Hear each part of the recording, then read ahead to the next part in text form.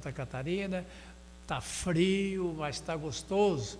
Mas agora nós vamos a ela, né? Que encanta a nossa audiência.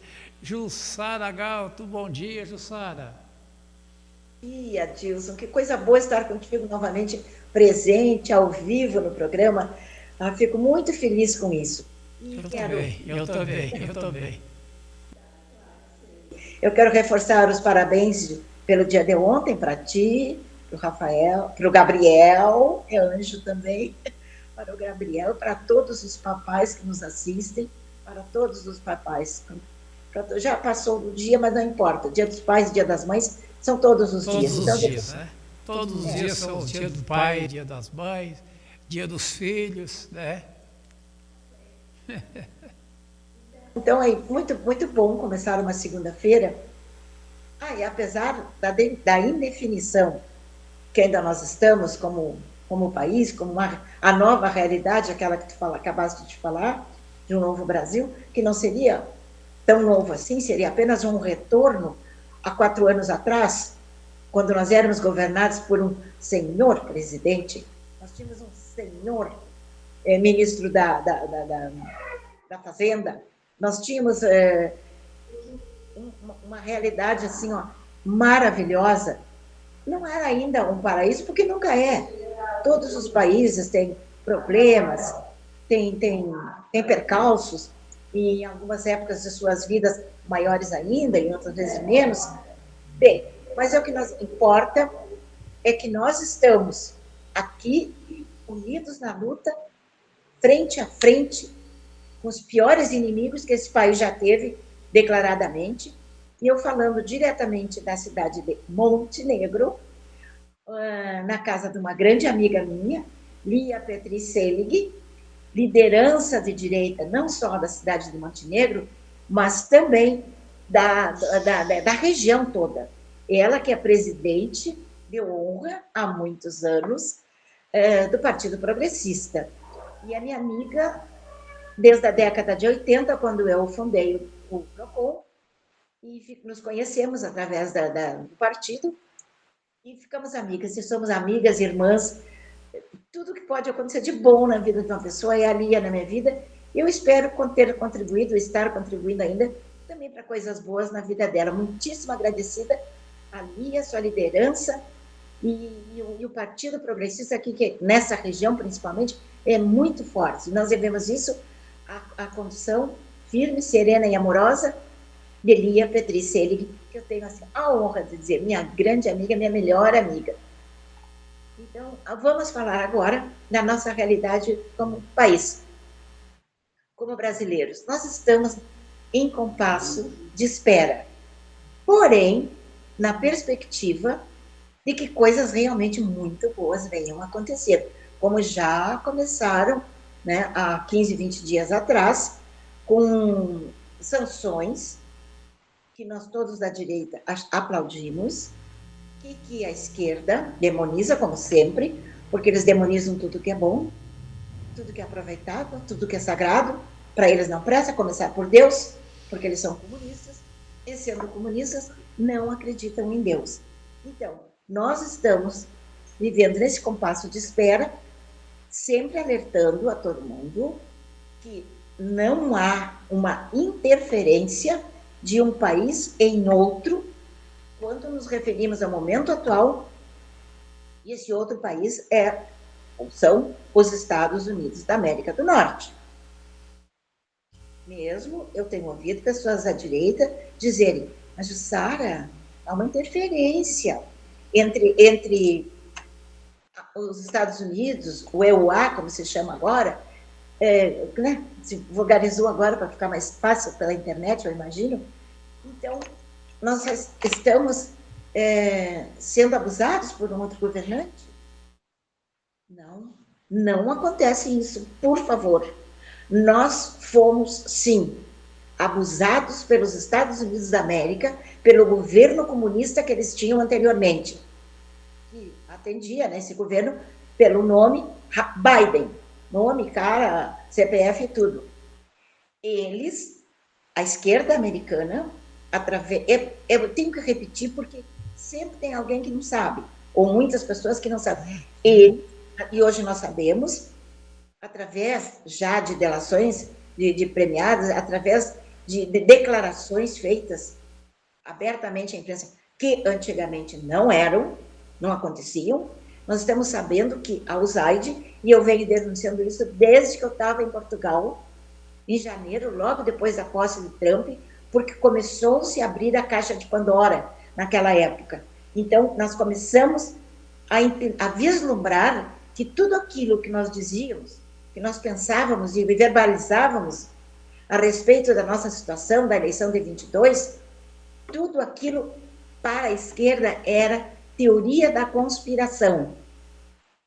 Mas nós, no fundo do nosso coração, e com o conhecimento sincero que nós temos da nossa realidade, nós sabíamos que isso aí tudo era uma grande farsa. Hoje vocês sabem, ainda, graças a Deus e cada vez mais, quem é Jair Messias Bolsonaro para essa nação. O que ele significa? O que ele representa? Lá em 22, uma coisa, era o mesmo Jair, um pouco mais velho, um pouco menos sofrido, com menos cirurgias causadas por uma facada esquerdista, uma facada do PSOL, uma facada que destruiu com seus intestinos, sua barriga, e vive fazendo cirurgia, coitado, 5 ou 6 já, por conta de tudo isso. Mas mesmo assim, sobrevivente de 2018, ele estava em 2022 pronto para exercer, para continuar exercendo o mando deste país. E, no entanto, aconteceu aquela reviravolta, de repente, milhões de apoiadores, muito mais da metade, ficamos com cara de pateta, no fundo de panela, porque, de repente, nossos votos sumiram, os nossos votos não estavam mais lá onde deveriam estar. Então, veio aquilo que se chamou perda da eleição. Mas nós somos obrigados a linkar isso aí com as palavras do malfadado, do amaldiçoado ministro Barroso, que além do perdeu mané e outras frases, né, muito infelizes, que ele proferiu lá do alto da sua potência, da sua sabedoria, que ele imaginava, né? Porque ele é um homem frágil, um fracote, que agora, ao ser punido, se desmanchou. Está pronto até para uma delação premiada, o covarde. Tomara que faça. Isso vai comprovar mais uma vez que ele é covarde e que nós fomos iludidos, nós somos manipulados todos esses anos. Então, lá quando nós achávamos que teríamos vencido aquela eleição, veio a chocante realidade que nós não tínhamos vencido nenhuma eleição. E, né, aí nós somos obrigados a lembrar que esse Barroso, que agora está pleiteando que a lei Magnífica não chegue nele, esse mesmo Barroso, ele disse: eleição não se ganha, eleição se toma. Ele disse isso na nossa cara, ele disse isso para a televisão, para o Brasil e o mundo ficarem sabendo do pensamento dele. Só que, sei lá, o absurdo era tão grande, era uma coisa assim tão impossível, aparentemente, de acontecer, que ele disse aqui, ele passou batido. A gente vem repetindo, isso aí para que vocês, o povo, não esqueçam. Mas até para nós, isso aí foi uma coisa, para nós que eu digo, os militantes políticos, aqueles que são da direita não abrem mão do selo, aqueles que lutam todos os dias para que o nosso país retorne à normalidade, como está retornando os Estados Unidos, como está retornando a Argentina e outros países pelo mundo, na Europa, né? Há essa tendência já para a direita, porque a esquerda esculhambou com tudo. A esquerda é uma peste, o comunismo é uma praga. E eles destroem o país, destroem um povo. E esse povo fica sendo escravizado e usado para o benefício de meia dúzia que está no poder. E assim sempre foi e sempre será. Porque a cartilha deles, o livro sagrado deles, O Capital, de Marx, um vagabundo sem vergonha, chamam de filósofo, mas é um cara que destruiu a sua própria família, um cara autofágico, se destruiu a fortuna da esposa e era sustentado depois por Engels, que foi outro filósofo, esse sim, que o ajudou ajudou a aparentemente ser o idealizador de tudo. Só que aquela mente podre pariu uma coisa podre, que se chama comunismo. Foi referendado pelo seu amigo, foi financiado pelo seu amigo, sustentado pelo seu amigo, porque não, botou tudo que era dele fora, porque era um vagabundo. Então, é nesses cânones que se baseia o povo que é comunista. Nós sabemos, nós entramos em pânico. Eu, em 20 dias, perdi 20 quilos porque sabia que nós íamos chegar nisso aqui, uma coisa que, graças a Deus, eu temia, mas graças a Deus, não aconteceu. Que seria uma guerra fratricida entre irmãos. Porque vocês sabem, né? Não existe nuances aqui no Brasil no momento. É esquerda com ódio de quem não é de esquerda, manipulando tudo e todos possivelmente manipuláveis para se manter no poder. Então, eu quero chamar muita atenção de vocês hoje, segunda-feira, principalmente, para uma cortina de fumaça que eles estão começando a levantar esta semana. É nesta segunda-feira, no Brasil. Vamos lembrar, quando houve a ameaça do jornalista Schellenberg de fazer... Não, nem foi isso. Foi do braço direito do Xandão, né? De fazer, tornar público todos os horrores que ele vivenciou lá dentro, que ele foi cúmplice também, que ele participou, porque, com aquela desculpa, né, que era obrigado a cumprir ordens, a gente não tem dúvida de que era obrigado a cumprir ordens, mas ele podia ter se fingido de louco, sei lá do que, ter adoecido, qualquer coisa, para cair fora daquela canoa furada. Mas não, ele continuou. Tagliaferro o nome dele. Quando ele ameaçou que ele ia fazer isso, lá nos primeiros dias que ele começou a abrir a boca, porque já está se sentindo em segurança na Itália, que é o segundo país dele, o que aconteceu no Brasil? Prisão de Bolsonaro. Prisão domiciliar de Bolsonaro. Aí, o Brasil inteiro se levantou, o mundo também se arrepiou, porque era a consagração de mais uma grande injustiça no nosso país. E aí fizeram essa também, cortina de fumaça, e distraíram bastante a população, mas continuou, graças a Deus continuou. É muita coisa que ele tem para contar. Ele já contou em alguns episódios a semana passada, e as coisas estão aparecendo realmente, porque estão fechando com outras provas conseguidas de outras fontes, de que houve fraude nas eleições de 2022. Isso já passou a ser verdade, não só para nós da direita, mas para todo mundo que é do muro, que é do centro, que não gosta de política, que não se informa, mas não gosta de se informar, mas já está sabendo que houve fraude nas eleições.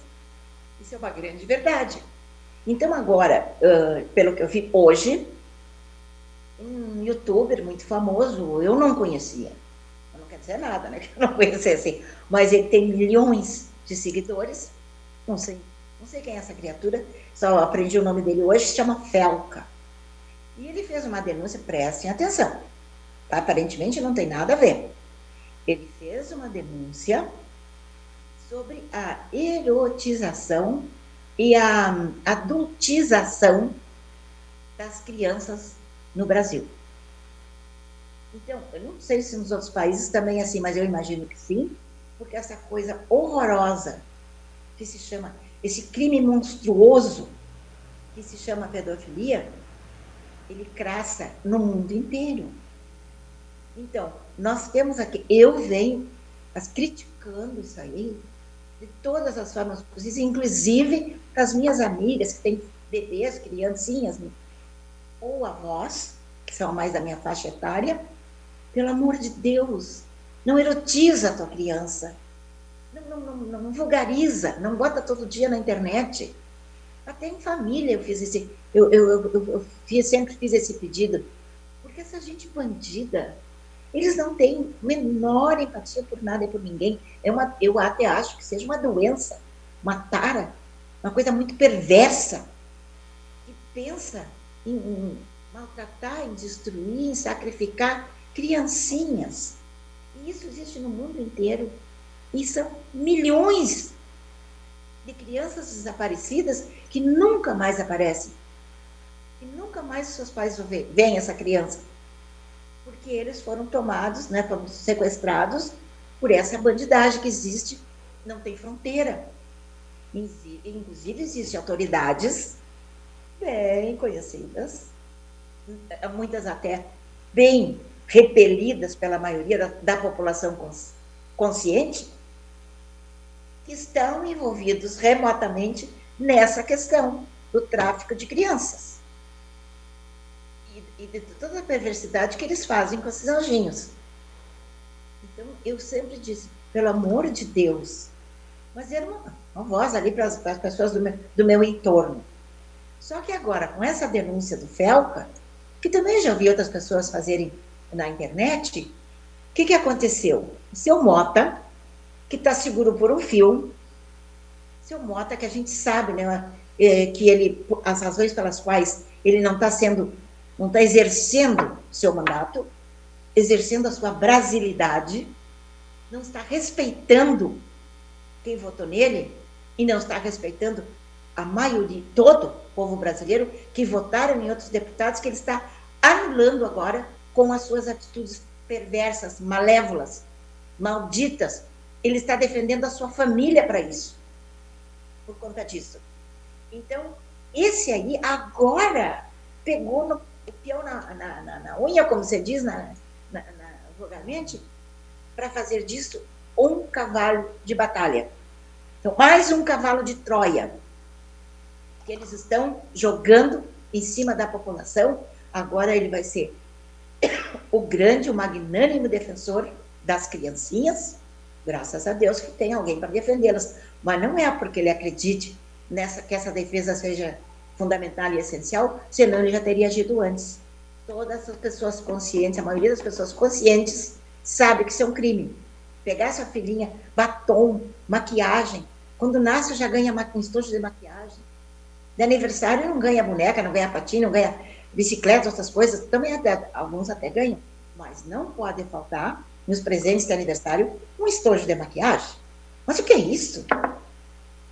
Não é porque assim, lá atrás, quando a gente só participava da vida social depois dos 15 anos. Para quem tinha um pouco de poder aquisitivo, pertencia a uma parte da sociedade organizada assim, em clubes, só podia ir pisar no clube depois dos 15 anos. Aos 15 anos fazia o debut. Isso não era uma coisa geral, para quem podia fazer, mas era como é que se diz, era um conhecimento que todo mundo tinha, quem podia fazia ou não. Era um rito de passagem, o debut da menina. Como tem outros ritos de passagem para os meninos. Aí não vou falar nisso agora, mas senão eu acabo me estendendo demais. Porém, essas crianças não podiam nem pisar no clube. O pai podia ser sócio fundador, pode ser presidente, não podiam. Porque nem existia a lei que protege as crianças. Não existia ainda. Mas já se sabia, o bom senso determinava que só depois dos 15 anos podia namorar, podia isso, podia aquilo. Pois bem, agora se preparem, porque agora o magnânimo defensor das crianças e da sexualização, da erotização, da adultização, que eu nem conhecia essa palavra, não sei se existe, é o Mota, presidente da Câmara, que é filho, neto, bisneto, cunhado, genro de ladrão. A Paraíba é dominada por eles, pela família dele. E quando ele se dispôs a abrir a boca, fazer o Congresso funcionar conforme ele tinha prometido, e instalando as CPIs necessárias para o impeachment do Cachaça e do próprio Xandão, quando ele se manifestou nesse sentido, mandaram a Polícia Federal na casa do pai dele. E ele sabe quais são as consequências. Mesmo quando as pessoas são inocentes e a Polícia Federal acorda às 6 da manhã, acorda todo mundo ainda dormindo, claro, acorda se estávamos dormindo, é lógico, mas as pessoas com roupa pijama, camisola, etc., como aconteceu na casa de Bolsonaro, como aconteceu na casa de todos que eles visitaram às 6 da manhã, ele sabe que a consequência é a prisão. Isso, a prisão do pai dele puxaria a da mãe, a da avó, que também é metida nisso, é sogra, cunhado, é compadre, com certeza, eu não sei. Mas aí o que aconteceu? Nós perdemos a confiança nele, mas perdemos a possibilidade de implementar essas pautas. Porque aí ele se encolheu e agora não existe mais ninguém nesse mundo mais contra, que seja mais contrário a que se realize impeachment do Cachaça e do Xandão, do que o tal de deputado Mota. A nossa esperança é que o ano que vem tem eleição, que ele saia, que ele vaze da Câmara dos Deputados. Como é a nossa esperança que os maus deputados do Rio Grande do Sul vazem também, né, das suas cadeiras na Câmara Federal. E a mesma coisa desejamos para o Senado. Nós, aqui no Rio Grande do Sul, temos vozes muito fortes, graças a Deus, pela liberdade, pela justiça, pelo fim de todas as arbitrariedades. Não queremos, ninguém quer o fechamento do Supremo Tribunal Federal. Nós queremos uma limpeza, uma varredura, para que parem de acontecer essas situações que vêm acontecendo nos últimos 6 anos, abertamente no país. Porque, na verdade, esse aparelhamento todo começou há 40 anos atrás, quando eles tomaram conta da imprensa, e o Zaid entra aí de novo. Nós já sabemos quanto cada órgão de imprensa recebeu, já está divulgado. Nós já sabemos quais esses órgãos, por que a outra lá, que era antigamente chamada a Vênus Platinada, que tinha bons programas, que tinha bons noticiários, que dava para a gente se orientar pelo que eles diziam, tinha até boas novelas. Hoje não, são inassistíveis essas novelas, de tão nocivas, de tão danosas, de tão desconstrutivas que são para o ser humano e para a sociedade brasileira. Pararam de vender as novelas brasileiras para o exterior. Por quê? Porque não valem mais nada. Então, a ex-Vênus Platinada, como é que é o nome dela hoje? Para a maioria da parcela majoritária da população brasileira. Hoje ela é chamada de Globo Lixo. E ela está na mira de quem quer fazer justiça através da lei Magnitsky.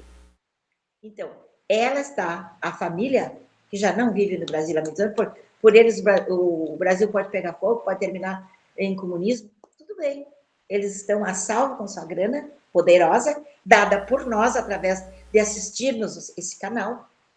E daí vem os patrocínios, e daí vem essa riqueza infinita. Então, vocês vejam como nós, povo, somos manipulados para tudo. Quem é a família Marinho sem nós? Quem é a Globo Lixo sem o povo? Como diminuiu agora a audiência, e diminuiu consideravelmente, então agora nós temos uma Globo já enfraquecida, sem grandes nomes, sem grandes talentos, e em vias, se Deus quiser, de fechar. É porque eu não gosto do nome? É porque eu não gosto, né, do brilho todo? Não, eu fui fã antes. Eu era noveleira de carteirinha. Eu acreditava no Jornal Nacional. De alguns anos para trás, depois que a USAID começou a despejar dinheiro no Brasil para corromper, através da compra, toda a mídia brasileira, uns mais, outros menos, alguns da sobra uma festinha, mas toda maculada. Maculada. Entendam bem. E isso fez com que eles todos, no conjunto da obra, desconstruíssem a civilização brasileira, a sociedade brasileira. Aquilo que nós tínhamos, assim como o nosso maior mandamento legal, acima até da Constituição, é a lei e ordem. Está na nossa bandeira brasileira, bandeira que também foi vilipendiada, foi destruída, foi queimada, foi pisoteada, foi cuspida em palcos, foi defecada, Nós temos fotos, a internet tem fotos de petistas, pessoas do Partido das Trevas, defecando na bandeira brasileira. Então, no momento que se ergue um homem enrolado na bandeira e que proclama os brasileiros para os nossos verdadeiros ideais e que mexe com nossos princípios, os princípios de quem tem mais de 40 anos ou mais de 50 anos de idade, essa base que ainda existe, de vez em quando perdemos, né? É normal. Quem está vivo começa a morrer no dia que nasce, mas a maioria do povo brasileiro que tem mais de neurônios, que não tem a cabeça apenas para separar as orelhas, quer dizer, tem conteúdo dentro da cabeça, essas pessoas sabem que nós estamos numa situação extremamente difícil, horrorosa, e fomos conduzidas a tudo isso por esse desgoverno que manda no país hoje. Dá para dizer assim, sem medo de errar, que quem, na parte política, no desgoverno do executivo, quem manda no Brasil é a mulher do cachaceiro. Isso ninguém tem dúvida. Tudo que ela diz e ela põe em prática, quer dizer, ela não faz nada para ajudar o povo brasileiro. Nada. A não ser botar uma pá de calda cada vez. E ele concorda. E a gente tem que lembrar lá atrás, quando eles dizem agora que a gente está mancomunado com os Estados Unidos, nós temos que lembrar que há meses atrás, eles foram à China, pedir ajuda para fechar as redes sociais brasileiras. Isso aí foi dito primeiro, todo mundo, oh, que horror, essa mulher não é nada, essa mulher não tem um cargo político, não foi eleita para nada, é só a mulher do presidente. Quando a primeira reação foi essa, de nojo, de asco, ele veio e disse, ela falou porque eu mandei ela falar, ou eu pedi, sei lá o quê. Então, quer dizer, ele também estava conivente com isso. Aí, a esquerda toda, ó, como disse um sobrinho meu quando era criança, calou a boca. Então, aí, nesse momento, que nós vemos como a hipocrisia do outro lado. Eles, quando pediram, e o Barroso já disse isso, eu estou calcando nele hoje, porque estou muito por conta da vida, porque ele é muito falso, muito hipócrita, muito cínico. Todos ali são bandidos, a maioria deles. Porém, ele é o perdeu mané, não amola. E isso dói aqui, todos os dias. Ele é eleição não se ganha, eleição se toma. Então, ele é um canalha, que pode simbolizar todos os canalhas que estão lá no Supremo Tribunal Federal. Então, ele sabia de tudo isso, concordava e admitiu que te pediu para o governo Biden interferência nas eleições brasileiras. Foi aí que nós caímos, porque veio muito dinheiro, veio cobertura política, aí acendeu, quer dizer, subiu. Todo canalha que tinha que ficar lá embaixo passou a ter voz e ter uma vez muito ativa no nosso que passou a ser desgoverno. Então, eu tinha muitos assuntos mais para conversar com vocês hoje, mas fica para amanhã, se Deus quiser, são todos muito importantes, e nós temos que continuar na espera que esses nossos algozes, porque eles construíram isso tijolo por tijolo, tudo bem. O grosso da população, inclusive eu, a gente não tinha ideia do que eles teciam, costuravam, produziam nos bastidores. Então, nós tivemos o quê? A consagração infeliz nesse ano de 2025, que nós não temos congresso. Não temos este ano, nem no passado, nem no retrasado. Desde 22 que esse congresso está vendido. É corrupto até a sua medula. E no Senado se salvam alguns, e na Câmara se salvam alguns. Porque o resto não presta. Foi levado a nocaute, só para encerrar aqui, eu não posso esquecer hoje, o deputado federal mais votado na história do Brasil, Nicolas Ferreira, foi nocauteado por uma deputada federal do PT, que deu um soco na sua genitália e ele caiu, ele desabou. E quem é homem sabe muito bem do que eu estou falando, a gente só consegue imaginar. Ele desabou ali no meio de todos. E ela depois saiu lá dizendo que tinha feito e acontecido, que tinha doído o braço e tal. Tá tudo gravado. Depois ela veio me desmentir, que ele pare de ser falso, de ser cínico, porque ela não tocou nele. Então vocês, todos aí, toda a população, veja como a gente precisa mudar esse país, como a gente precisa de conscientização. A população tem que se conscientizar. Vão mais para a internet, vão onde vocês quiserem, conversem com pessoas, procurem. Tem reuniões todos os dias em cada cidade do Brasil, você não tem a menor dúvida. Reuniões de partidos de direita ou de pessoas de direita que se unem para elucidar essas questões fundamentais. Procurem essas soluções.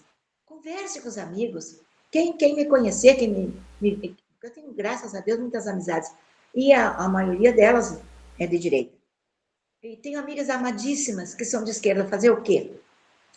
Mas se informem com quem vocês acham que enxerga um pouquinho mais que você. Não que seja melhor, não. Só enxerga um pouquinho mais, ou porque estudou mais, ou porque se conscientizou por alguma razão. Não sei. Mas, pelo amor de Deus, se informe. E pare de dizer besteiras, tipo assim, ó, coisas horríveis. Mas como assim os funcionários, não será a palavra funcionário, mas os deputados, né, se referindo em relação ao Mota, como eles se revoltam contra o chefe deles? Deputado não tem chefe, tem líder. E ele foi estar lá só porque ele é um deputado igual aos outros, que teve voto para ser comandante da Câmara por 2 anos. É só isso. Mas é muita desinformação, gente. Procurem se informar para a gente conduzir esse processo com mais ligeireza possível. Para que nós voltemos a ter o nosso país, resgatar o nosso país de volta. E reconstruir o que pode ser reconstruído. E aproveitar esse país espetacular que Deus nos deu. Enorme em tamanho, enorme em riqueza. E enorme por seu povo, que a maioria deles, não, grande parte desse povo, está meio assim, ó, meio ofuscado. Está meio sem ver o que é direito, o que não é direito. Agora, manter pessoas presas, manter um mártir, como é Daniel Silveira, um deputado, que o crime dele foi dizer coisas que o outro não gostou de ouvir, na tribuna, onde a Constituição o torna inviolável, isso é crime, isso aí tem que mudar, gente. Saibam que existe um homem chamado Daniel Oliveira, saibam que existem milhares de pessoas que foram punidas injustamente pelo 8 de janeiro. E como é que eles foram escolhidos? Assim, a dedo. Pesquisa o fulano, foram nas redes sociais deles, do que eles disseram. Se disseram um dia na vida que eles eram antipetistas, porque antipetismo virou crime, isso nós vamos comentar outro dia, porque isso faz parte das denúncias do Tagliaferro, que são inúmeras e eu não posso contar em meia hora. E nem muitas horas, né? Mas felizmente vocês têm muitas outras fontes, inúmeras, imensas fontes de informação. Como eu tenho sido, por que eu faço isso? Por amor ao Brasil, amor ao meu país. Amor. A minha família é muito pequena, mas também por amor aos que ainda estão aqui no Brasil. Filha, genro e neto em Portugal. Eles estão em outro país. Eu não precisava assim, não, é só ir para Portugal e acabou. Eles estão bem lá, fico bem lá também. Mas isso não serve. Quem me conhece sabe. Fico e luto. E por que eu faço isso? Nunca esqueçam. Porque eu amo vocês.